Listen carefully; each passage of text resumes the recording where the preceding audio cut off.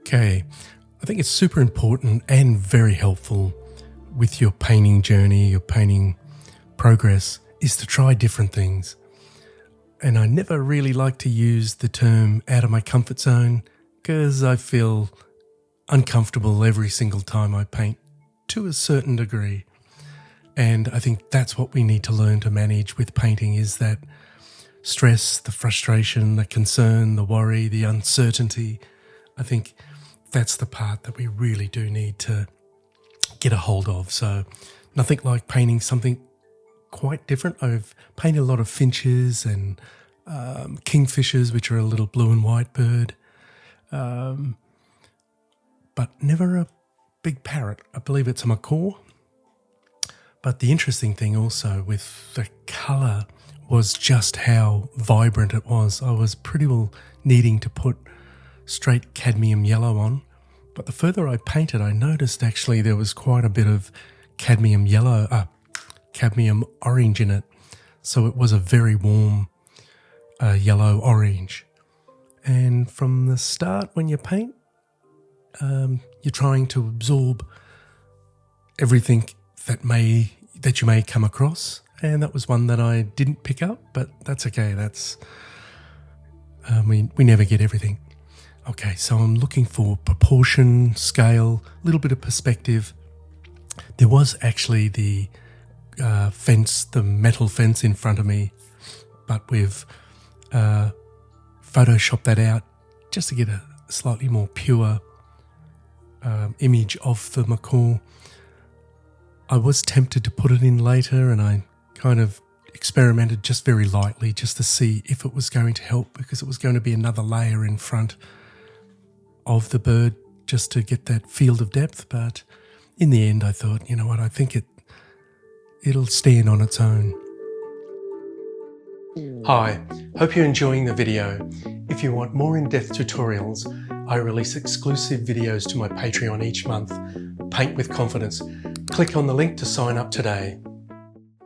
So the early part was using my hog hair brush, and then I fairly quickly went to the Rosemary & Co. Eclipse combers and my small little number 3 Master's Choice, which is that little brush whizzing in there. This little brush is great when I do the cows and cars and boats and bridges, whatever it might be, something a little more intricate.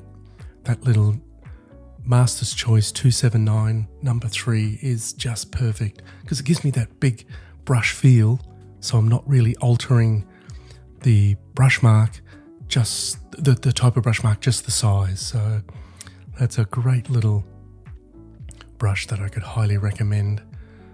It's almost the ideal little brush for the finishing off, and I think that's the other important part. I mostly only use it for finishing off areas. That's the 1/2" Eclipse comber that I'm using there. That just gives me that little bit more control. So the idea is to start off as big a brush as possible, trying to blast those big shapes in, simple, but looking for that value and that local colour. And then it's a matter of refinement. So this is what I'm doing now, bringing in the highlights, reworking and refining the colour and temperature of the feathers, that yellow area. And one of the trickier parts, but it didn't give me too much trouble, thankfully, was the sort of the oval of the water little container there. Probably, actually, it's funny, the bottom part of the container gave me more trouble than inside the bowl, which is kind of a little bit opposite, but it's kind of got a little bit more to do with perception as well. So just double checking, triple checking.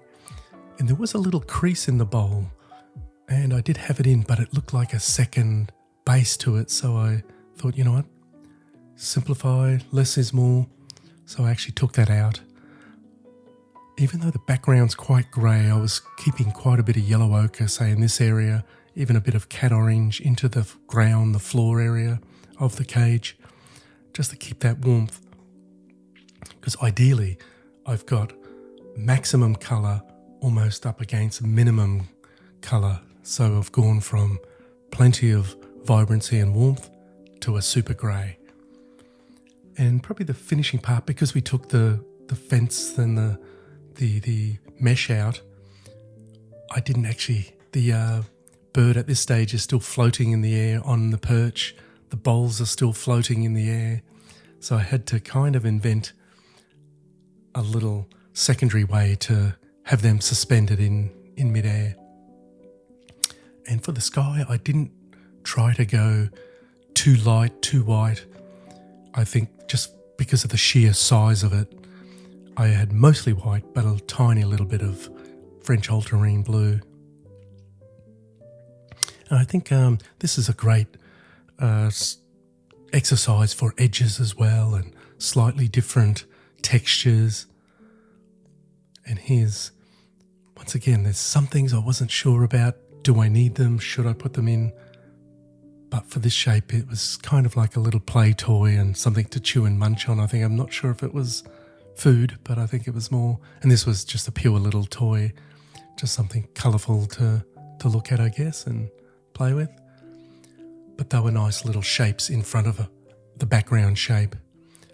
So that was more in aid of breaking the horizontal line of the cage, and also, yeah, just putting a shape in front of a shape. And that's ultimately all painting is. So we've got that little bit of a window just above the macaw's head there. And I was very conscious of not overdoing it, because once again, you don't want a background shape to overpower your primary focal area or your foreground. So just using my maul stick, whenever I do a lot of straight lines or need a bit more of a definite line, I do like to bring that maul stick in. It gives me great control, but also a great understanding of, because it is has 90-degree angles, it gives me a great idea of how straight or how vertical the particular line needs to be, or that I am doing as well. So yeah, just pushing those darks, because I'm always a big fan of more barely suggestion of corners of rooms, corners of the floor, the skirting boards, the junction where two walls will hit each other. I'm always trying to disguise those. So overall, I think we've got going great.